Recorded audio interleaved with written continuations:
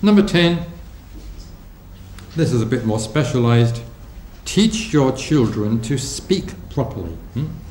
I'm rather concerned about the lowering of standards these days as regards language and verbal communication in general. Once again, I go around Bethnal Green, I overhear people talking, not only children but adults. And sometimes I'm astonished at the poverty of their vocabulary, to say the least. So encourage your children to extend their vocabulary. Encourage them to speak correctly, to speak grammatically. Because speech is our principal medium of communication with one another.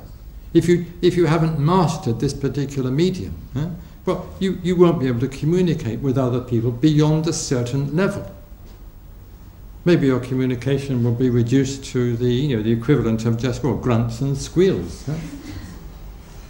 So make sure that your child does grow up, not just talking, but really speaking his or her language, your language, the language you share with the child, correctly and elegantly, with some attention to grammar and the correct meaning of words.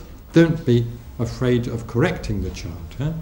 Some teachers I know nowadays think that the child should never be corrected because that would undermine his or her self-confidence. But it's a pretty puny self-confidence that can be undermined in that particular way. And if you're not corrected, you never learn. You go on making mistakes.